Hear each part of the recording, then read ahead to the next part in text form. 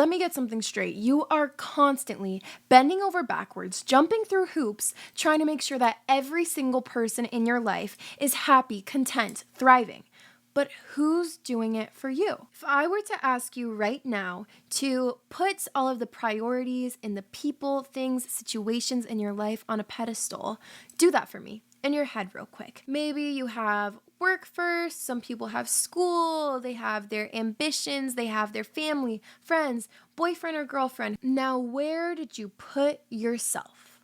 Oftentimes, when we think of our priorities in life, there is a laundry list of things that come first before we put ourselves. Whatever is the center of your life right now, whatever is on your pedestal, I need you to shove it off and put yourself. And if that sounds insane to you right now, I can guarantee you that it won't sound insane by the end of this episode, because we are decentering other people, we are decentering people pleasing, and we are recentering ourselves, because it's your life, it is your story. So please make it make sense to me why you are constantly bending over backwards trying to please others. So if you want to learn how to quit your people-pleasing habits and learn how to say no while becoming the hottest, highest, and healthiest version of yourself, this is the podcast for you. Welcome to today's episode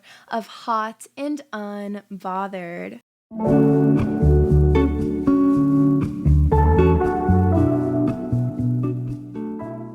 Hello, beautiful people, and welcome back to my podcast. If you are new here, my name is Brianna Gomez, and I am your host of Hot and Unbothered, the ultimate place to be if you want to level up your life and become the dream ideal version of yourself. And a lot of that starts with the way we treat ourselves and the boundaries and habits that we instill in our relationship with others. If you clicked on this episode, you know what I'm talking about. You are a people pleaser, but fear not, because I used to struggle with people pleasing, and every now and then you may feel a people-pleasing tendency start to bubble up a little bit at the surface, but I'm going to teach you these strategies today to learn how to put your foot down, stop being a doormat, and put yourself first. And instead of pleasing and fulfilling the needs of others, you are going to do that for yourself. Because how long are you going to let it continue where you keep putting the happiness and the needs and the priorities of others before your own? You filling other people's cups without filling your own is detrimental to your self-worth, your self-love, and your mental health. So today, we are going to go through all things people-pleasing. What is people-pleasing? How are we people-pleasing? What causes it? And then actionable things that you can start today to implement. And I know you're afraid, but it's okay. I have digestible, actionable tips that you can start implementing, and it won't give you an anxiety attack. I promise. We're going to start baby step, one step at a time, because I know overcoming people pleasing can be the scariest thing in the world. You don't want to say no. You don't want to make other people upset at you. You don't want them to think that you are suddenly so self-righteous, so self-centered. It's okay. It is your life, and we are going to take it back. Whether this is your first episode you're listening to or your 100th episode, I am so happy you're here, because there is some very beneficial information in this episode. So before we get started, go ahead and send it to a person maybe you love, someone who is struggling with people-pleasing tendencies, because I know there's quite a few of us out there. I know, I see you. So from one people pleaser to another, do your friend a favor and send this to them, and take notes and save this episode, because it will most definitely help you when you get stuck in a sticky situation where you feel those people-pleasing tendencies bubbling up, wanting you to say yes to something that you really don't want to do or don't agree with. But before we dive in, you guys know I love to share a very quick podcast review. Today we have one from Sam. She said, "Hi Brie, I'm Sam from the Philippines. I've just turned 30 and I've decided to give myself the gift of self-love.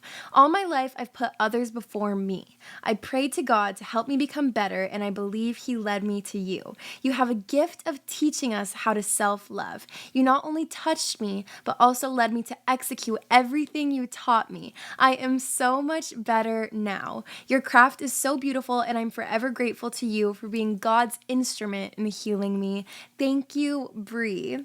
Sam, that is so incredible. And in the way that you said you were putting others first your whole life, that's what this podcast is for. It is for the people who were constantly putting the needs of others before themselves and then recentering their self in the middle of their life, because you belong on the pedestal. This is your life. You are in control, and life is too short to be jumping through hoops and trying to bend over backwards and please others in ways that are not fulfilling our souls. So thank you for that very sweet podcast review. Don't forget to leave a review and rate the podcast 5 stars for the chance to be featured in next week's episode. And I also want to say really quickly, I am coming out with my summer clothing line, Loungewear, soon. It's dainty, lacy shorts and a little adjustable strap, built-in bra, not see-through, cami, as well as fold-over yoga pants if you want something longer, comfier, warmer, depending on where you live.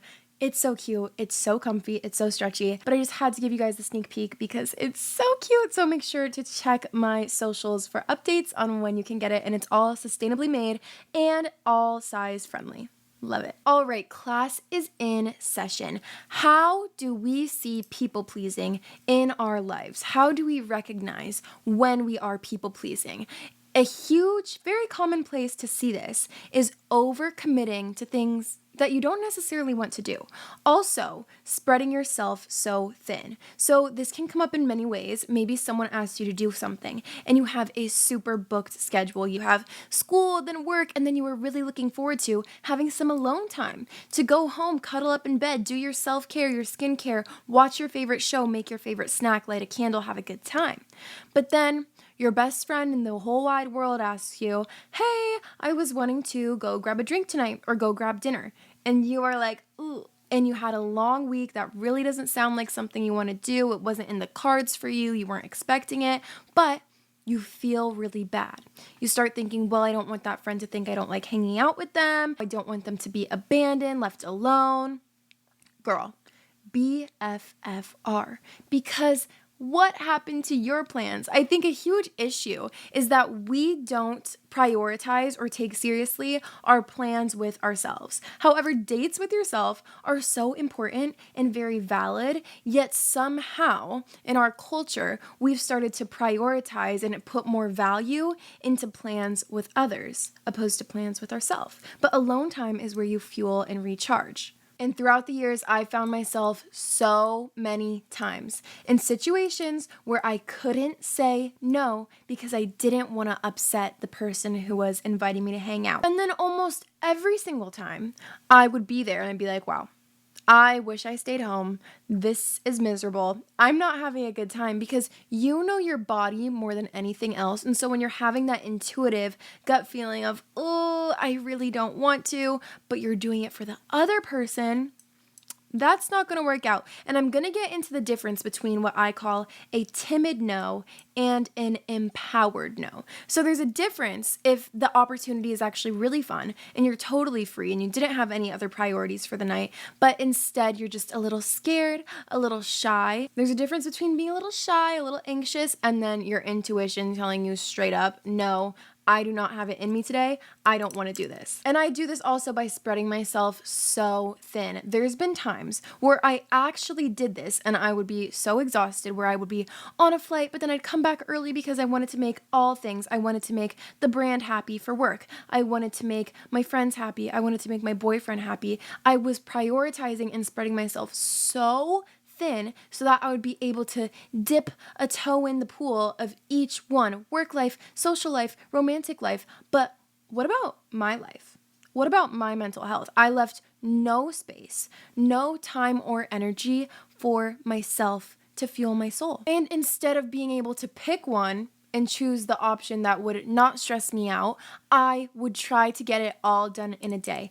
Overcommitting, spreading myself so thin where I'd be like, I'm going to drive to LA, I'm going to go to this event, and then I'm going to drive back, go to my church thing, go to work in the morning. Like, these are real life examples. There have been times where I convinced myself all within a 4-hour span, I could go to work, drive to LA, go to an event, come home, go to church, make everybody happy. And I was like, everyone else will be happy, but I will be so unimaginably stressed out chronically. and it would be miserable to the point where I wouldn't even be able to enjoy my time at these events that I was going to because I was so stressed out about jumping from point A to point B to point C to point D, and the list goes on and on. So don't spread yourself too thin. That is one very common way we see it. Another huge way we see this is avoiding conflict or confrontation at the cost of your own peace, meaning something could be really bothering you. Maybe a friend said something you don't agree with, or there's just something that's sitting really heavy on your mind. You had a bad day, but you don't want to talk about it or tell anybody because you don't want to stir the pot, or you don't want to be a burden to anyone else. You don't want to address whatever situation is bothering you because you don't want to upset the other person. You don't want to make it seem like a big deal, but inside it's eating you alive. But you are taking that loss, you are taking that punch because you don't want to inconvenience others. So instead, you're inconveniencing yourself. Humans are meant to share things. We are meant to converse. We are meant to communicate. We are not meant to carry every single burden of others and of our own lives. But we see it so commonly. It's an epidemic that people internalize things at the convenience of others, but at the inconvenience of their own mental being. Another way you may see people pleasing is when you say yes immediately to something because you just want to please that person, and then you immediately regret it. Such as saying yes to last minute spontaneous plans. Maybe your friend's like, oh my gosh, do you want to go grab dinner after work? And you are exhausted, but just autopilot. You're like, yeah, because you're so used to saying yes to every situation, no matter what it is. And instead of coming back and saying, hey, actually, you know what? I spoke too soon. I really am so exhausted today. I'm sorry. I don't want to bail on you. Maybe we can rain check for tomorrow when I'm better rested. Instead of doing that, you end up following through with the plans that you said yes with, and you are regretting it. And you're stuck at dinner saying, oh my goodness, I'm so tired. I wish I could just go home. When really, you just could have communicated that to the person. Additionally, feeling guilty for wanting some time or prioritization for yourself. If you feel guilty because you said no to something and now you're just home doing nothing, but you're relaxing, you're having me time, and you're feeling guilty about it, that's a people-pleasing tendency. And we are going to learn how to diminish that because you should not be diminishing your own needs and your self-care quality time. That is so important to live a healthy life physically and mentally. Do not feel guilty for that. And the last but probably one of the most common places that we see the people-pleasing actions is the need for external validation. Sometimes we people-please just because we want people to be pleased with us. We want to feel worthy because we're making this person happy. We're making them feel fulfilled. We're making them feel content with our actions or our words. And we are using that as fuel or validation when in reality, we all know this if we've been listening to other Hot and Unbothered episodes, the only validation that will matter is your own. External factors and validation and praise will last only so long. You have to learn how to be able to find that validation and acceptance within yourself. So those are just a few of more common ways we see people-pleasing tendencies in our lives. Maybe some of those ring true for you or people around you. And you might be saying, no, these are true for me, but I don't want to change it. I'm too afraid. I'm too timid. I don't want people to think poorly of me or think that I've changed. I'm too afraid of what people will think. Well, let me just tell you before we get started the benefits of stopping people pleasing and what you're going to learn and achieve and get out of this episode. Number one huge thing of learning to not people please anymore is to gain your independence back. When you're constantly people pleasing, you are so codependent on the reaction and validation of others, like I was just saying a minute ago. But when you learn how to detach from that, you have a newfound sense and grace of independence, of self-soothing, of self-validation. You don't need the approval of anybody else because you know that you are the main priority in your life. Another huge one is decreased anxiety levels because you are no longer walking on eggshells around others. You are no longer tiptoeing around what their reaction is going to be or saying the right thing or making sure that their needs are being met. you are actually able to detach from the outcome and learn to relax and finally breathe, because you can say, it's not my job to go walk on eggshells and tiptoe around this person and meet their every need.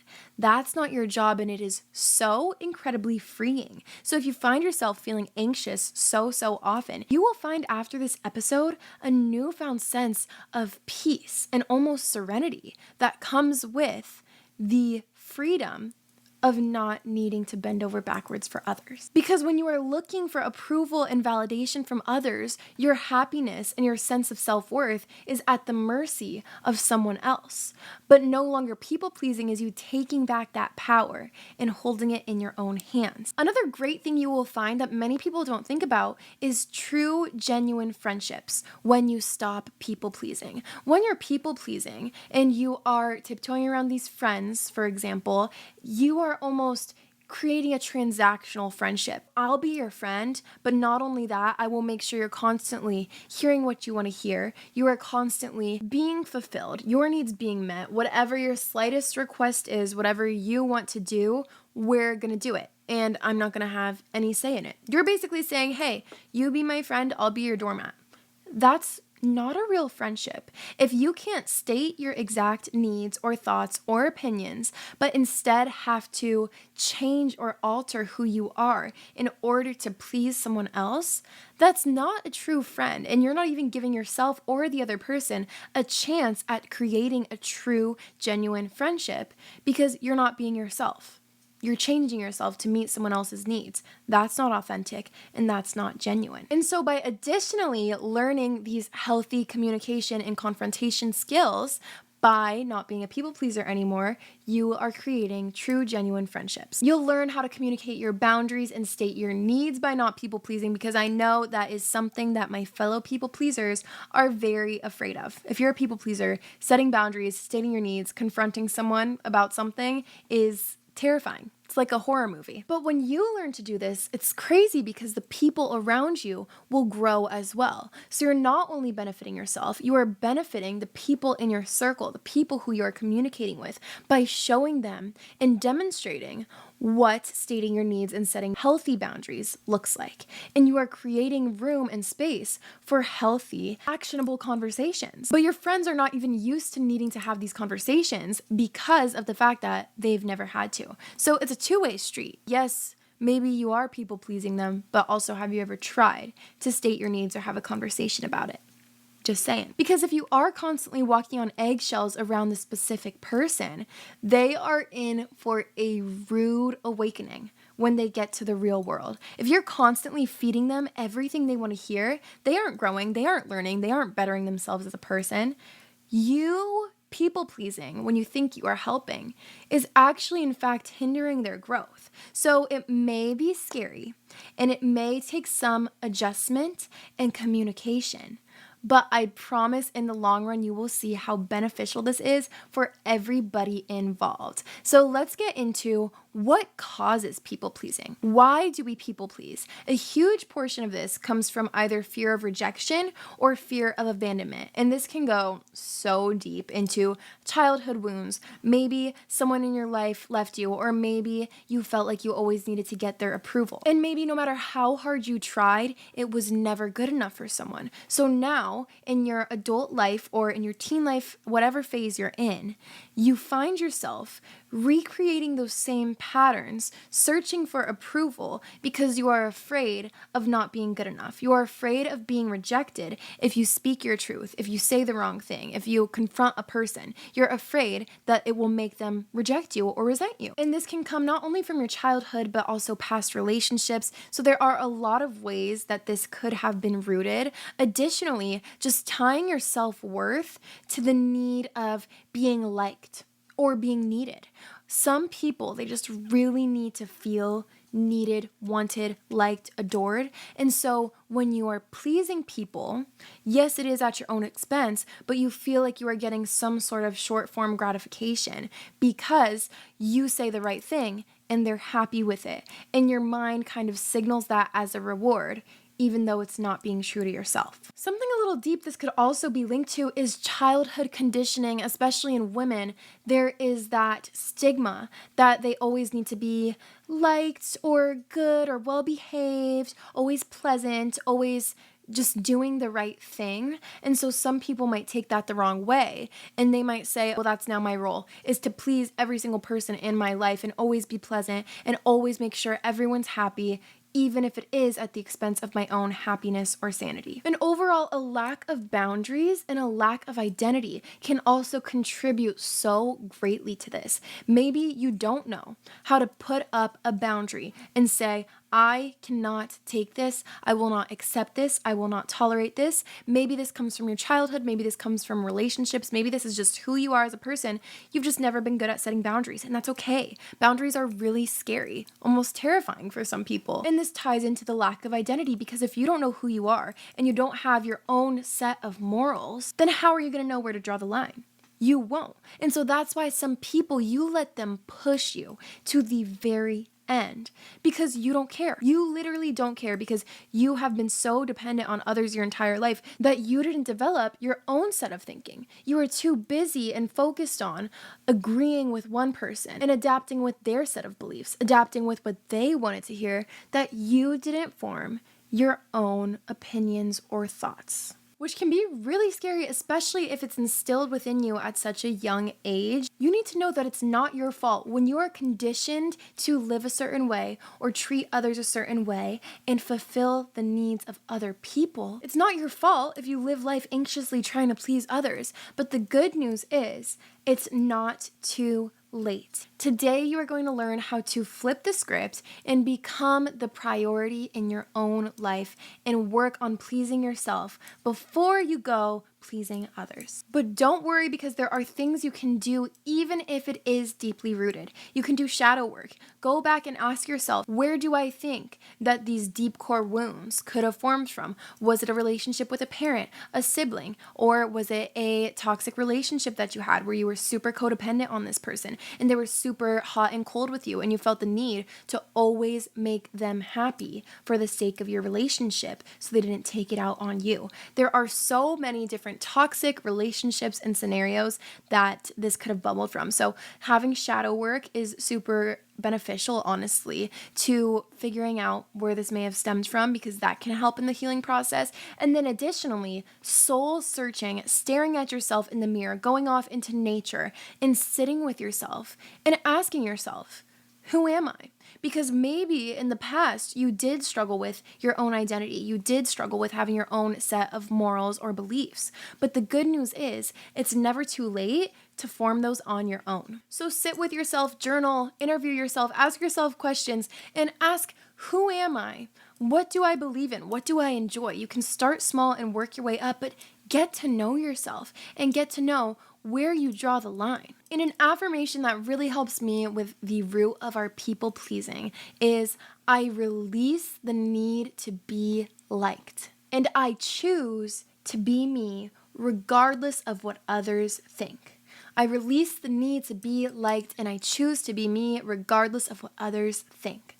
Just tell yourself that. If you struggle with letting go of the attachment and need for external validation, or the acceptance in following your true heart and who you are meant to be at your core, that affirmation really helps me.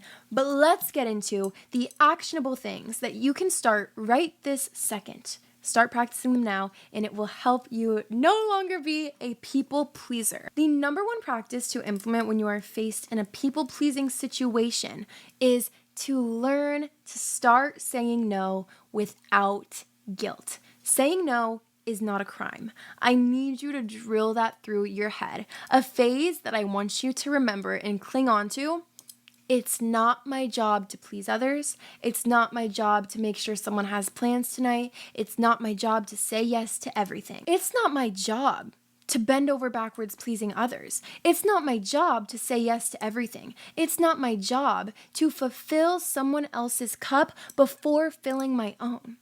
When did you sign up for that? I don't think it's in your job description. And when you are saying yes to something that you truly do not want to do, yes, you're saying yes to someone else, but you're saying no to you. So I need you to flip it and tell yourself, when I'm saying no to someone, I'm still saying yes to myself, because your value and your priorities are just as important, if not more. This is your life. You write the story. You control the narrative. You should feel happy in the situations that you put yourself in. But yes, I know as a people pleaser, saying no can be your worst nightmare. So I have a few phrases for you guys that can help ease in to saying no, soften the blow. It won't be terrifying, I promise. A super beneficial one that's really great if you are placed in a situation where you kind of need to think fast, put on the spot almost, is just let me get back to you.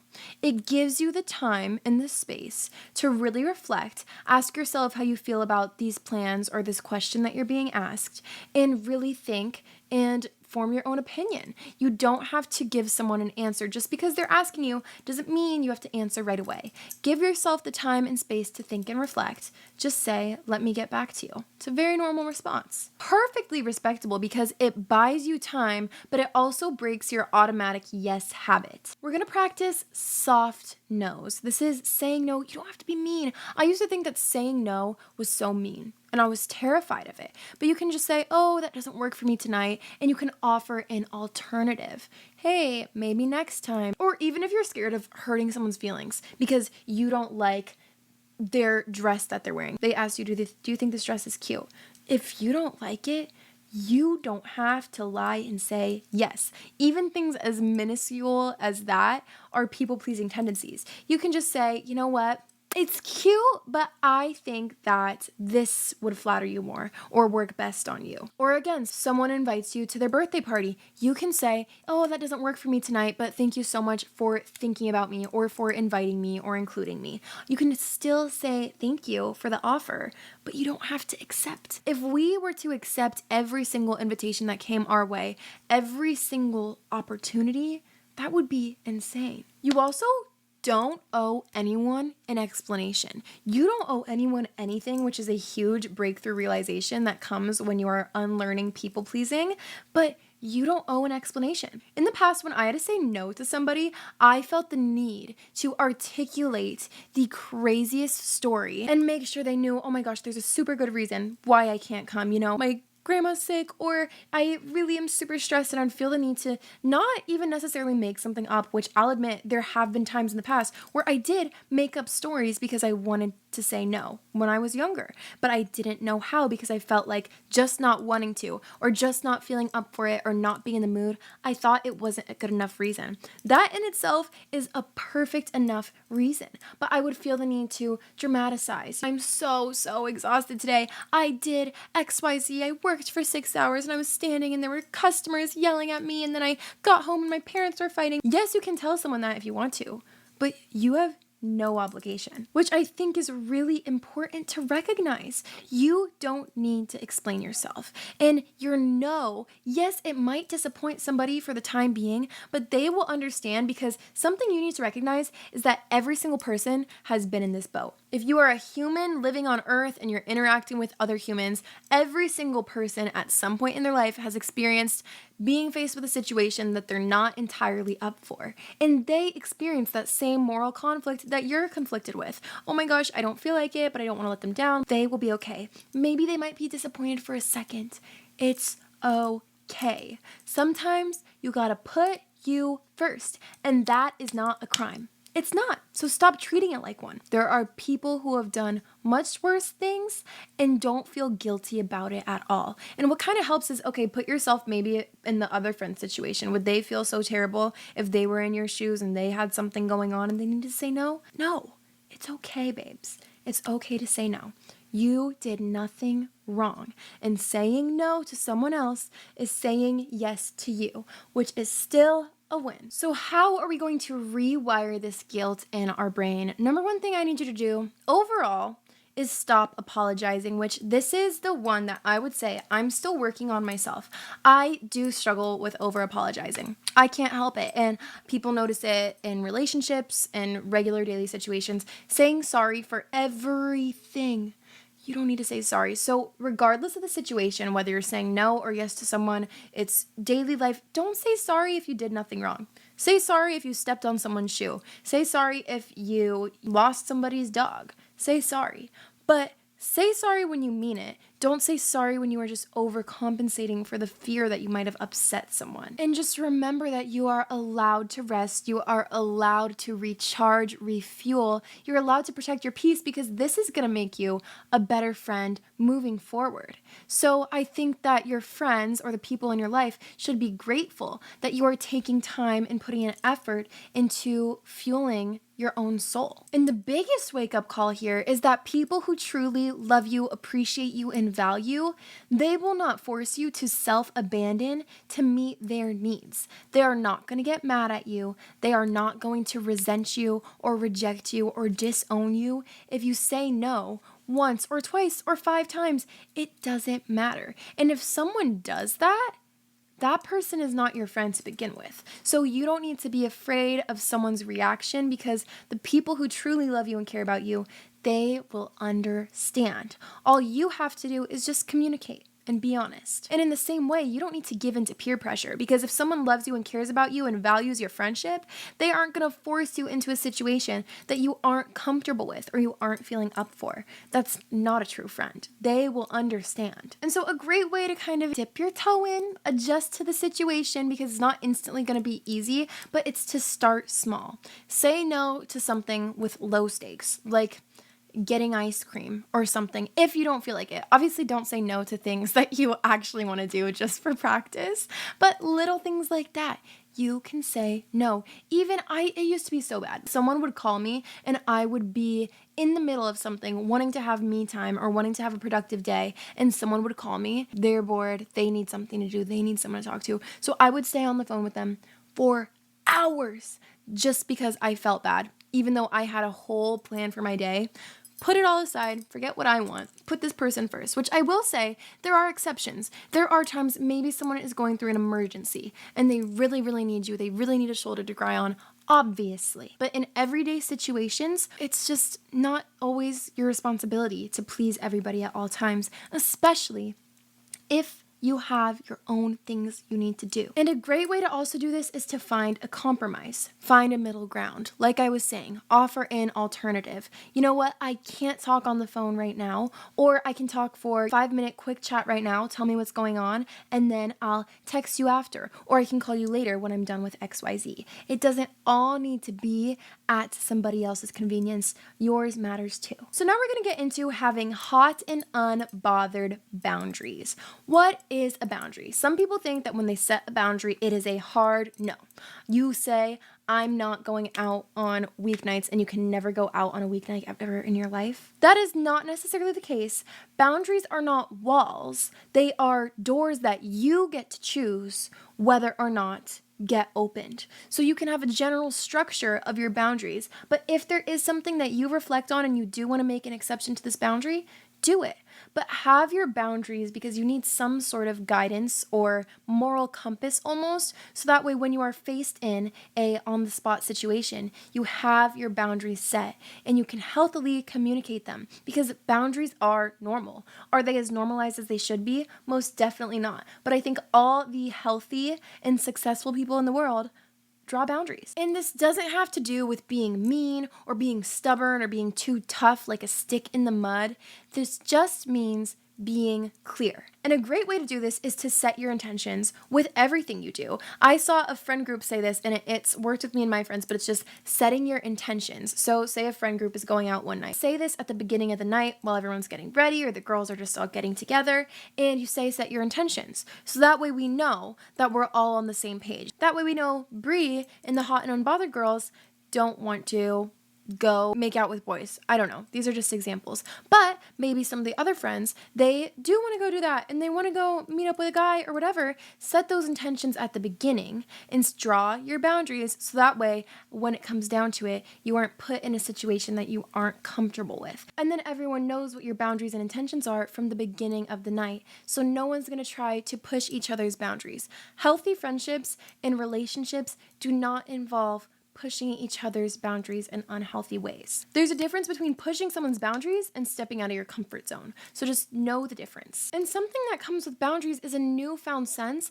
of self-respect. When you truly learn to value yourself, setting boundaries is so easy. Because if you respect yourself and you respect your time and your energy and your priorities, other people will respect it too. But if you are just flailing around, not knowing which direction you're swaying in, and you're easily swayed and easily persuaded, people are going to know that. They're going to know, oh, I can convince Brie to do anything because she doesn't have a backbone, because she always says yes to everything, because she doesn't have her own opinions or her own boundaries. But when you see someone who so clearly does value their own time and energy and boundaries, you don't expect them to just drop that all and run to do whatever everyone else wants to do. And let me just add how attractive it is to have boundaries, to know what they are, to know who you are at your core. That is so girl boss. That is the most it girl thing you can do. Oftentimes people think being cool or being liked is saying yes to everything, going with the flow, being super spontaneous, which yes, being spontaneous is a great quality, but if it involves you abandoning who you are at your core and your morals and your boundaries, that's not cool. But what's so cool is knowing who you are, knowing what you stand for, and not changing your opinion or your actions just to adapt to someone else's. Saying yes to quite literally everything is almost erasing a sense of self. It's not healthy and normal, and people, when they look at someone who does say yes to everything, a manipulative or a toxic person uses that as a green flag and says, oh, she'll be okay with whatever. Or she will agree with me. She'll say yes to whatever I want to do. She'll tell me what I want to hear because they see that you lack self-respect. So saying no in certain situations is actually a form of self-care. And so I want you to say, my boundaries are sacred. My energy is valuable and I am allowed to protect both of those things. Those things are truly invaluable. You can't put a price on them. Plans and people and opinions will come and go and change all throughout your life, but your time and your energy and your self-worth, invaluable. If I ask you to rank all the things, and so now if I asked you to rank all the priorities in your life on a pedestal, I hope that yes, your love life, your family, your friends, your career, those things still matter. You still love and care about those things, but I hope and pray to God that you put yourself at the top of that pedestal because that's where you belong. This is your life. This is who you are. This is the love you deserve. The love and the effort and the support that you keep pushing onto others and the validation that you keep seeking from others, that is all you, babes. All you. And so a few more things that you can say if you're faced in a situation, that doesn't feel aligned with me right now, or I don't have the time for that today. I'm really feeling exhausted. I think I have to listen to my body. I'm honestly not feeling up for that tonight. I think I really just need to recharge, XYZ, but I hope you have the best time ever. Send me photos. Something like that. You can put it in such a nice way. And also, if it doesn't have to do with plans, but more of a face-to-face interaction, maybe it's an argument, stand your ground. Stay true to yourself, because the worst thing you can do is swallow your pride and almost say something that you don't even mean just to benefit the other person and make sure that they're not upset or to avoid the conflict. Sometimes conflict and confrontation is so necessary, and this is how we're learning positive communication, communicating our needs. I always say this, but if both people show up to a situation and they are fully honest with their needs and their thoughts and their emotions, and you put it all out on the table, nothing bad can happen, because you're either going to find a common ground or you're going to realize that you guys aren't compatible. And that's okay, because you do not have room for someone in your life who isn't willing to hear out your needs or your priorities. Or maybe in the conversation, you're going to end up agreeing to disagree, which is also okay. You are not going to get along with every single person you come across. Not every single person you come across is going to like you. Not every person you come across will be compatible with you. And sometimes you guys just have to accept that.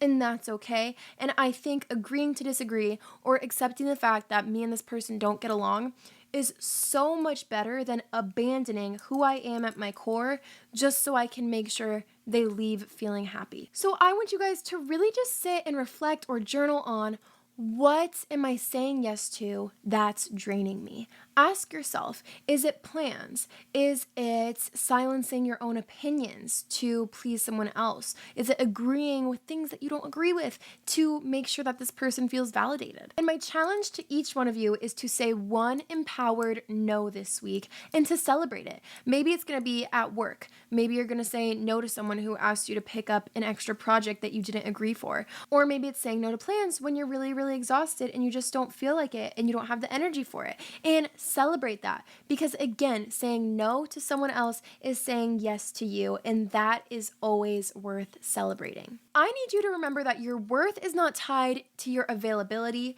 Your value is not tied or defined by how much you do for others. It's who you are. So reflect and journal and ask yourself, what would change in my life if I stopped people pleasing and started prioritizing myself? And I think you will find that the outcome works very much in your favor. I love you guys so much. I hope you enjoyed today's episode. I am so happy that you're here. I am going live on TikTok basically every single night, and you can come and we do what I call FaceTime bestie girl talk, and it's literally just like we're on FaceTime and I talk and I answer questions for you guys, and it's a really fun time. If you guys have any episode recommendations that you would like to hear, please comment them on this episode. Don't forget to rate this podcast 5 stars and leave a review for the chance to be featured in next week's episode. Follow me on all my socials at Brianna Gomez with 2 B's on Instagram, TikTok, Snapchat, Pinterest. There's so many, at Hot Unbothered on TikTok and Instagram to follow the podcast socials. I am so grateful you're here. You are never alone. I love you. God loves you. And you are so necessary to this world. I know releasing the control of people pleasing can be terrifying because I've been there, but I believe in you and I trust you. So I need you to believe and trust in yourself. You got this. I will see you next Brie Day. Bye. Mwah.